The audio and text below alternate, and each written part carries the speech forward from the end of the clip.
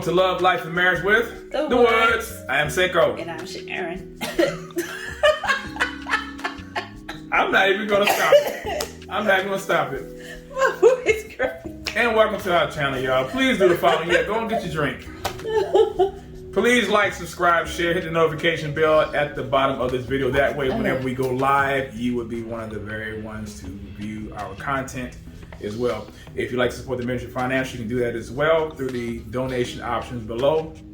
If you'd like to support the ministry through our BCV merchandise, you can do that through the link posted at the bottom of the screen as well too. So let's talk about. We have got to do our BCV merch because we're doing merch, but we're doing merch for your channel and not this one. Okay, we'll get to that. Okay. We have a lot of things we're trying to do right now. Yeah. My wife mentioned that before on her 8-part series that she wanted to. We need to start getting some love, life, and marriage material and merchandise and items out as well. So we'll work on that. But can we talk about Hillsong? Oh yeah. Let's talk about Hillsong Exposed. If you have not watched the docu-series, go watch the it's only 3-part. It's only 3-part. It's good. I was put on to that series by Raymond. Shout out to Raymond. You know who you are. Shout out to my brother Raymond. Actually, Raymond is the gentleman. Let me just say this. Raymond is the gentleman that was a supporter and avid follower of Marcus Rogers. Really? That's one of the brother that came on and cammed up with me and Scott Newman. Oh yeah. Yes. So shout out to my brother Raymond. I forgot your last name, but appreciate you, Raymond. He had hit me up and said, "Hey man, brother, I think you need to watch this, and I would love for you to do a video about this." I said, "You know what? I'll check it out." And so I did. We watched it. Matter of fact, last week during the time when the whole infamous Oscar award slap gate occurred. Award slap gate. Yeah. So, so it's a 3-part series. You can actually, if you want to, you can watch it on Discovery Plus. You have to subscribe to their thing. Actually, it's the 7th day. I don't know if you want to unsubscribe from it now. It says 7 days on the 7-day trial, so today makes the 7th day for us. But anyway, you can go to the Discovery Plus app. You download that and subscribe to it and watch it. Or I think someone said they may even have it on YouTube for free. I don't know. Should have told me that, whoever it was. Kind of, thank you. Right. Thank you. Well, we still watched it for free so far. Yeah, we did. So anyway, the Hillsong, it's called Hillsong Exposed, and whoever did this video, they did their work. Yeah, they did. Fully researched. Shout out to them. Props to them on that. So I don't even know where to begin. Yeah, that's what I'm gonna say. I don't even know where to begin. Let me see if I can start with this. So part 1 basically started with this beginning, how Hillsong started. Assemblies of God. Its origins were from the Assemblies of God. I believe Frank Houston is the father. Right.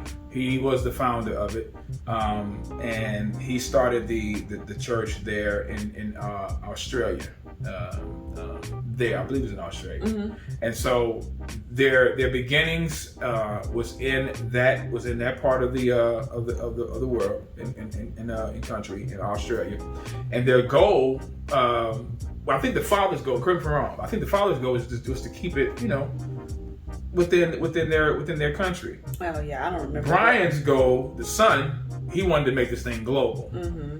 Well, because if you watch it, you see how he started getting greedy. Yeah, he basically he came to America and was getting connected with people like Casey Treat and all these other guys or whatever, and it was basically money. It was money motivated, and he said so we can make money doing this, and that was it. And the Bible says the love of money is the root of all kinds of sorts of evil, and so that's what it was. And so with this start and how it became global, worldwide, how its beginnings started to, you can see people even with the music. I mean, this whole docuseries, man.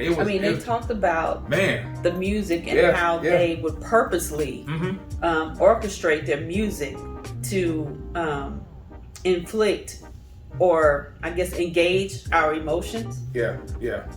And the rise and fall of certain songs or certain chords, to make sure that those chords would match. Yeah. To make your emotions awaken or something. A lot of the music that you hear, Hillsong has a stamp on that somewhere. I mean, their music was licensed. A lot of the churches, a lot of the worship songs we hear in churches, basically came from Hillsong. Yeah. Some people even right now don't even like the fact that using Hillsong or using I forgot the other ministry that's like Hillsong, but I forgot what their music is just as popular as well too. But you have people within the body of Christ who say, if it's Hillsong, I don't want to listen to it. I'm even before the scandal. Mm-hmm. We have our personal takes on it. I don't have a problem with it. As long as the music is if it's theologically sound, then I don't have a problem singing it. Let us know what you think about that in the comments below as well too. What are your thoughts about that?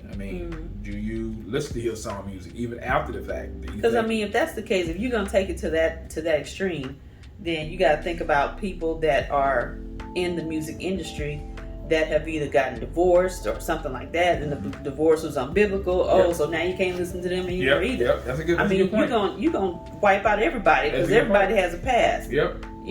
So you can't sing any hymns from Martin Luther. Mighty Fortress is our God, because Martin Luther was anti-Semitic.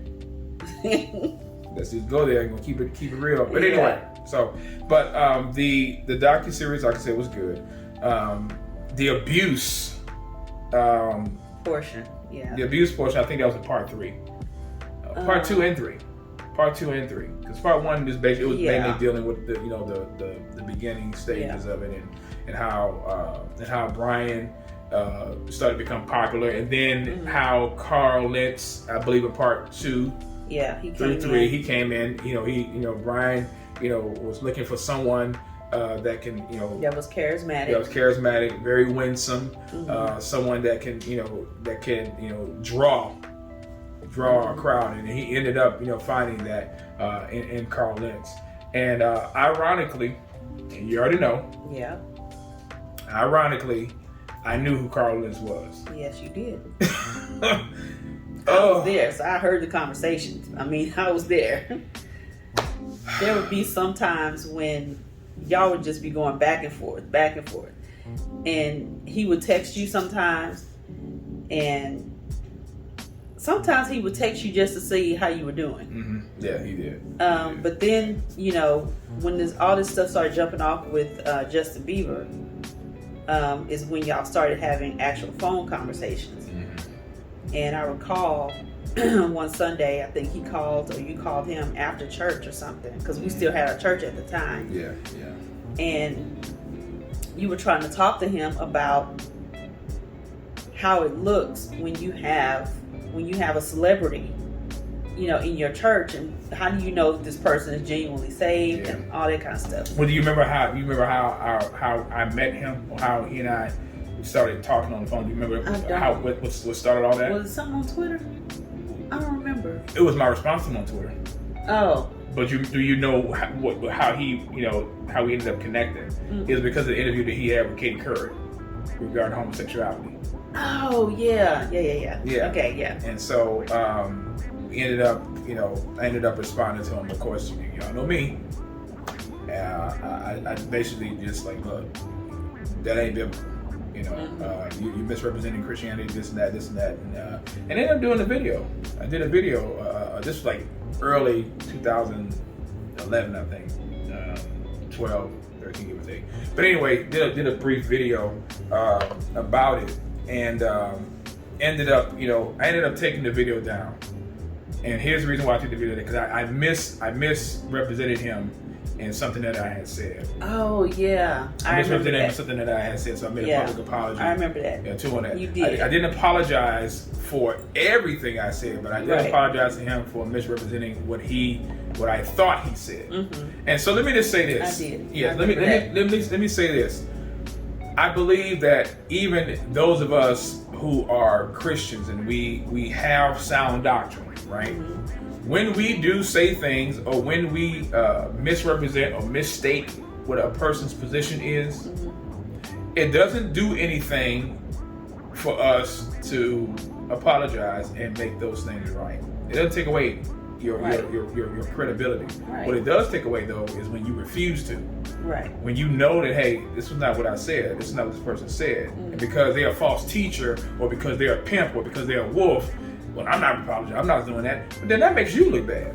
Right. It don't make them look bad. I mean, they're already looking bad, but it makes you look bad because you're supposed to be the one that's standing on truth and being objective and being balanced. And so I did that, but when this was even prior to this whole scandal, thing coming out. Oh yeah, this was long before. Yeah, this was long before that. Yeah. But I do remember we had conversation. I would try to warn him, how he carried himself and how he how he looked before the world. You talked to him after the Oprah interview too. Oh yeah, I did. Had a conversation with him about the Oprah thing.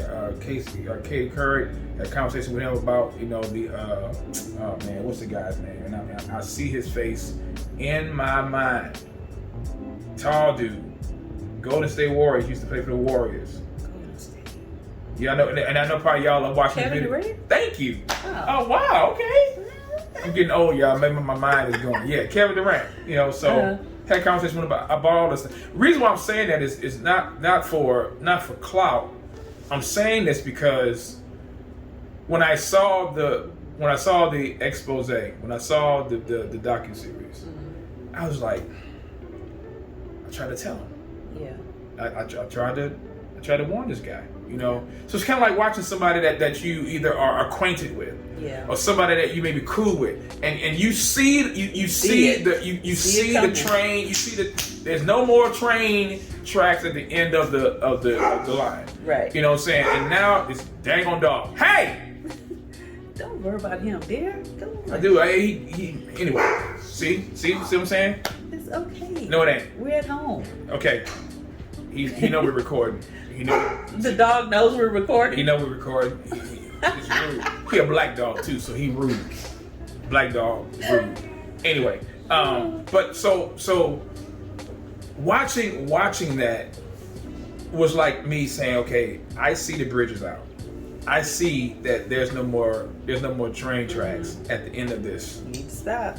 And I'm flagging and I'm warning, and here we are today. So now we have this docu-series. And so when I was watching some of this stuff, like, yep, I remember trying to warn him about that. I remember him walking around with no shirt on and having the shorts off, showing the crotch print almost. I remember all that. And then now looking at how it has been exposed. So now, Brian Houston. First of all, you had the father who had been sexually molesting and raping a teenager, and how that young man kept silent there for 40 years. For 40 years. Oh my goodness. 40 years. And from what I remember, the mother didn't want the boy to come forward, didn't want him to say anything, and it was even paid off. I think $10,000 or something like that. And I don't want to give too much of it away, but I'm saying when we watch this docu-series, and then in light of what we are seeing going on, with other churches, we have to really be honest with ourselves. Abuse, sin of any kind, is not just regulated in one particular denomination. It's not just regulated within one particular doctrinal scheme. I mean, we always talked about, you always heard people talk about Roman Catholic churches. Priests, molesting boys, and the priests doing this to little boys, and the priests. Well, you got pastors doing things like that and not worse. Yeah. And then you have people that know what is going on, and they say nothing about it. Say nothing about it. And there is no statute of limitations on abuse. Just because it happened 10, 20, 30, 40 years ago, right? You don't know what the abused person is experiencing or has experienced or has gone through or has to deal with or has dealt with in order for them to even get to a place to where they are comfortable and free enough to talk about it. Yeah. And that was one of the things that I, went to in my mind. So, with the Grace Community Church scandal, occurring.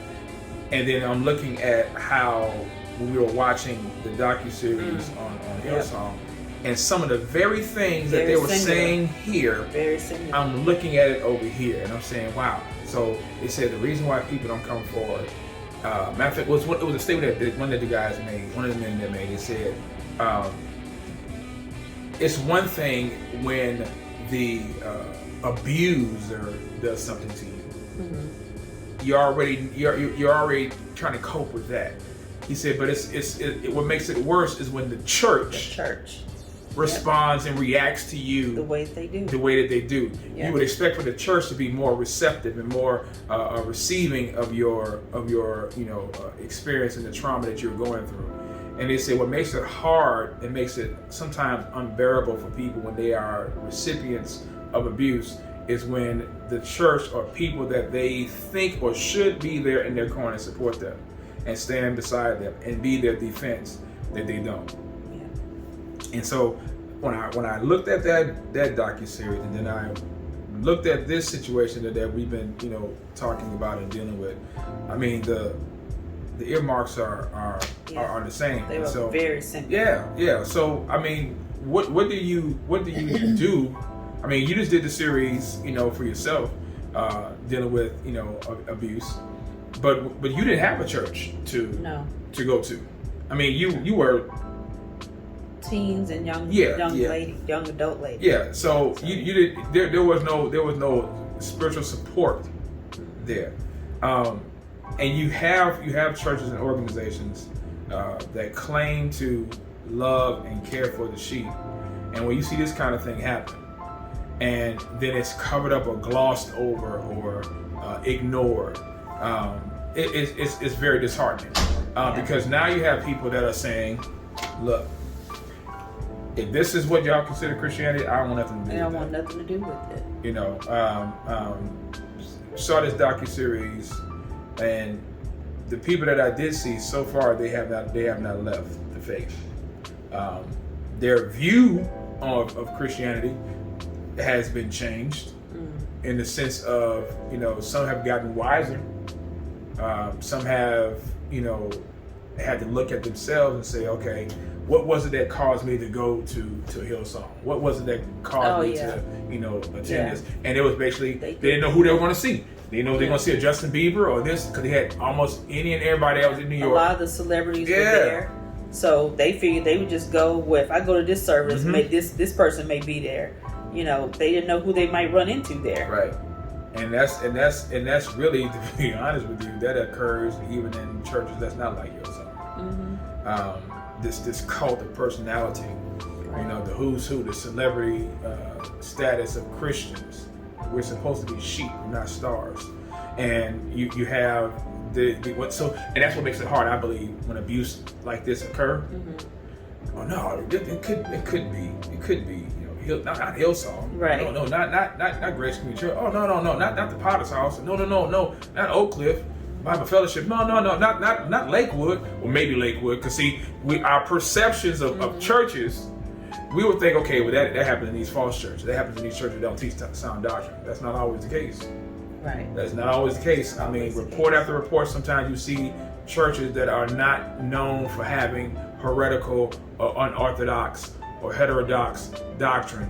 Their churches are biblically sound, but you have people that are wolves in sheep's clothing, and they abuse the flock. And then what makes it worse is when you have the leadership that do not protect and cover for the sheep. Or they're not even capable, first of all, of even dealing with abuse. Yep. They have no clue how to deal with it. So instead of dealing with it, they just shun it off and just blow it off. Mm-hmm. Or they may give them 1 or 2 little counseling sessions and go, oh, well, I think y'all can work it out, and just, or either pass the buck on to somebody else. So what were some other thoughts that you had about what you saw? I mean, from Hillsong? Yeah, what takeaways did you have? I mean, did you? Oh, man. You got it in your notes here on your phone? No, that's for something else. Oh, okay. That's for the next one. I saw, like we were saying, the earmarks were definitely very singular. Mm-hmm. to Grace, to what we know to have been accurate. I did notice that one of the young ladies in the docuseries talked about how she was treated when she did come and confess a sin to one of the leaders in the church. Yeah. How she was treated by the leadership. Man. And instead of them acknowledging the fact that she confessed her sin, they were shamed. Yeah. That was in part two, I believe. I think part two, yeah. And it was more like an interrogation. Yeah. You know, more like an interrogation scene. And the bad thing about that is the person who was doing the interrogating was living a double life himself. That's right. You'll see it. You'll see it. You would think this was a made for TV movie. You think Tyler Perry wrote something like this? This stuff really happened, and the fallout of it is still occurring. Oh yeah, it's not even over with yet. Cause no. People got to go to trial. Well, they've already been to trial. They got to be sentenced. Right. Yeah. Sentencing. Matter of fact, Brian Houston, he stepped down. Carl, and here's the ironic thing. So Brian Houston fires Carl Lentz, and then a year or so later, whatever. Now Brian Houston steps down because of sexual impropriety. Never sure what all had occurred, but he steps down. So it's and you'll find in the docuseries these people were warned. People warned Brian Houston about Carl Lentz, and people were warning other people about Brian Houston. Yeah. And it just shows you that when God wants to expose you, He will expose you. Right. He will expose you. And I think too that's something that, you know, and I don't know this for certain, but I just think that this is one of the things that God may be doing now, is exposing these churches that people have idolized. Yeah. And these leaders that people have idolized, whether they're heretical or whether they're true biblical teachers, that have covered up things that they shouldn't have. Yeah. Or didn't deal with things from a biblical perspective as they should have, or now being exposed for what they've done or lack of and didn't do. Yeah. And I'll say this as well, you know, when you because we had to be honest, we experienced that in our life. One of our sons was abused. And yeah, I'm gonna go there. Yeah, this one of our sons was sexually I don't even want to say assaulted, but that's what they called it. Yeah. The police said it was sexual assault of a minor. Yeah. And for those of you, if you had saw one of the lives that I did that my wife was on, we gave a history of the churches that we had attended and why we left. But one of the churches not been kicked out of. And not been kicked out of. Thank you. We've never been kicked out of any church. No. But one of the churches that we were members of, and we were members there for at least 3 years, and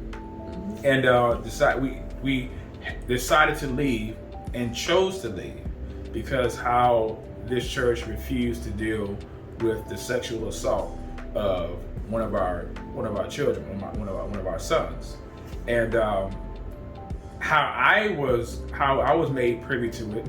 A church member notified me.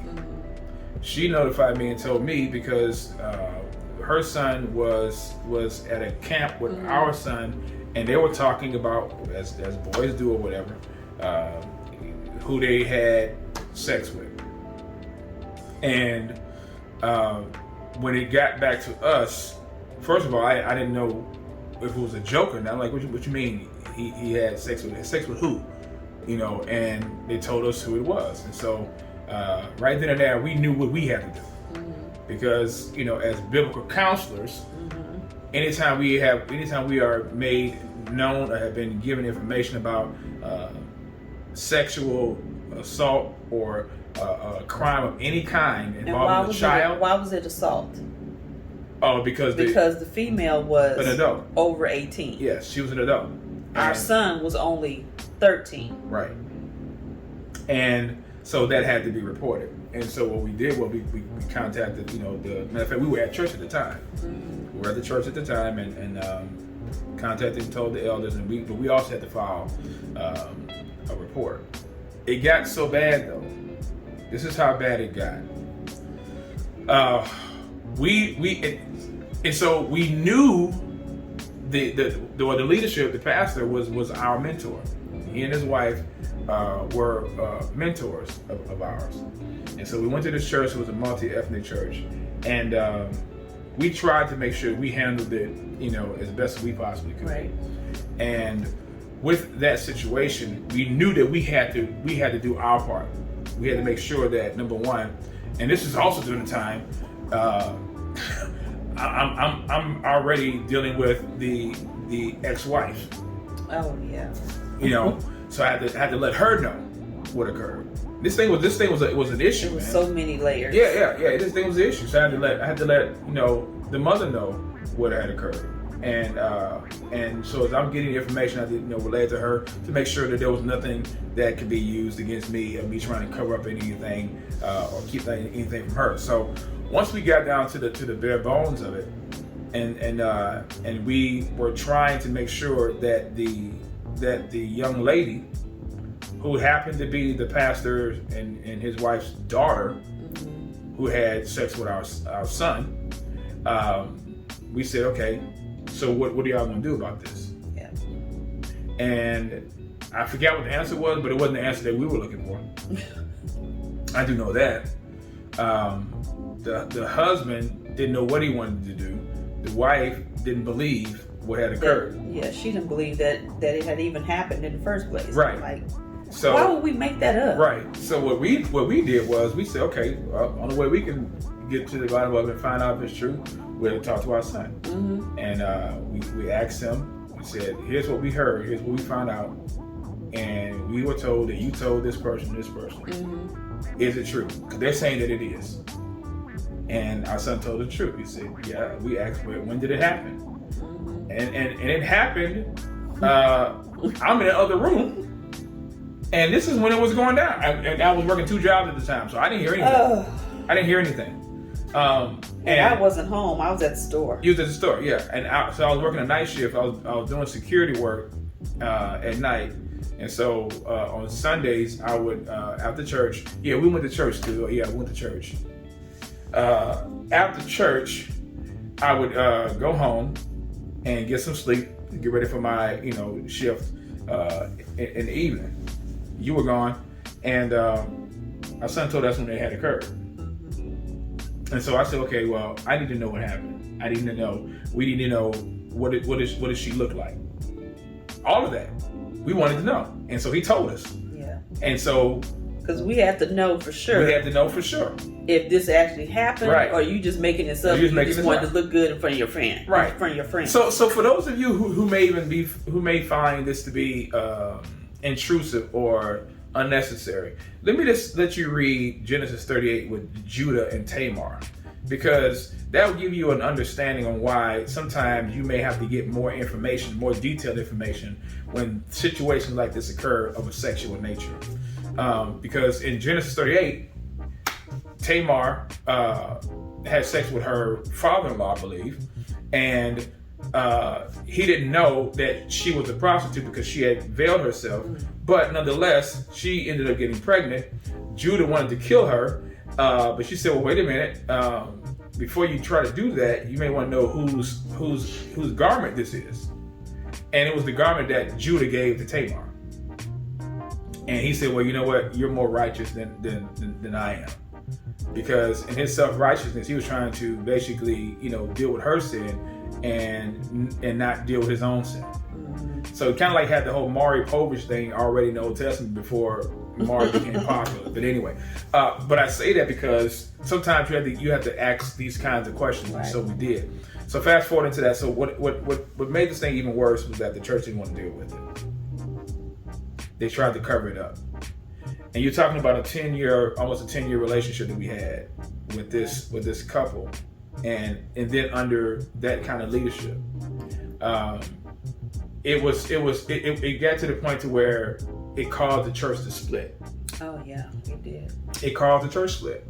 And mind you, at the time, I was, I wasn't even a staff member there, but people thought that I was, a part of the leadership. You were.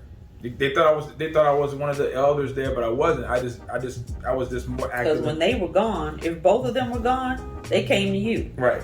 Even though there was another elder there, right, he was hardly ever there. Right. But they came to you. Right. And so it caused the church split. But it was so bad that one of the members of the church, here's what was the pivotal moment for us. Because we had already decided to leave. I think so. Yeah, we already decided to leave. Mm-hmm. They didn't want, so the leaders didn't want to tell the congregation why we left. They had meetings about us and all of that. Oh yeah, they sure did. That's they didn't want us. Didn't invite us. Didn't invite us to the meeting, but they talked about us in their meeting. It was bad. It was so bad that that the church had a meeting about why we left, but we were not invited to attend the meeting on why we left to tell the truth of it. That's how they tried to cover this up. But one member, and I remember his name, I'm not going to mention it. You know who I'm talking about. And if not, I'll remind you later. But one member said that he was willing to help in any way get down to the bottom of this because of the damage that it is causing to the church. Mm-hmm. Yeah. He said because if there's wrongdoing of any kind, that it needs to be exposed. It don't need to be covered up. This man was willing to pay for a polygraph. Mm-hmm. He said, I will be willing to pay for a polygraph for your son and for your daughter. You're talking about the pastor's daughter. Mm-hmm. He says, that way we can find out who's telling the truth. He's saying that he had sex with your daughter. Your daughter's denying it because she had admitted it. Then it would have been sexual assault. It would have been a crime if there had been proof to attest to that. But anyway, so we agreed. Yeah. We said let's do it. We said let's do it. We said if our son is saying it, and if he's lying, then the test will show it. So we took him. I took him to take the polygraph. The pastor and his wife and the daughter said no. They declined. The Bible says the wicked flee when no one pursues, but the righteous are bold as a lion. We were taught that in biblical counseling. We were taught that by the very people. By the very people that didn't adhere to what they had taught us. Yes. And I was like, ain't this something? This is why I'm saying to you all, y'all don't know a lot of the stuff that we have dealt with. I mean, you don't. And so when we were watching the video, watching the docuseries, I remember like, man, abuse can come in so many forms, and how people try to cover it up, because the more popular you are, the more influence you have, the more power you have, the more resources you have at your disposal to try to do whatever you can to try to keep your stuff covered. Yeah, because Lance thought he was invincible. Yeah. Evidently, he thought he was invincible by what he was doing. Yeah. And so we had our son take the polygraph, and it came back that he was telling the truth. They never took it. And so to this day, our relationship with these people has never been the same. We don't even speak with them. My wife saw the pastor years ago, but the relationship had never been the same. Why? Because of sin. Yeah. And because when we don't deal with sin, it affects relationships, and especially when there's abuse. Especially when there's abuse, and especially of this kind where it occurs in churches, where the place where we're supposed to be a light and protected and to be salt of the earth. And if we don't have an example of holiness or example of how we deal with sin, it sends the wrong message to the world. So, I would just say this, and I guess we could wrap this up. This docuseries, I'm telling you, it will resonate with a lot of you who may have been unfortunate, have been recipients of abuse, or may have experienced or know someone who has been abused, or you have been at a church where abuse has occurred and the church is not dealing with it. This series is going to resonate with you. So leave a comment in the bottom of this video. Tell us what you think about this. How should churches respond to to abuse. So and have you experienced, some type of church abuse as well? We'd love to hear from you. Maybe even invite you on our broadcast and have a discussion about it. Any other thoughts you have? Nope, that's it. That's it. You saw it, edition. Nope, that's it. All right, listen. Please don't forget to like, subscribe, and share this video. Don't forget also to, if you would like to do so, please donate if you feel free to do that. We definitely appreciate that through the donation options below. Again, we definitely appreciate your support, the prayers, the love. Let us know what you think about the content. Give us some ideas as well. We appreciate that and may even use that in upcoming broadcasts. So that's our time. We thank you for yours. And until next time, bye.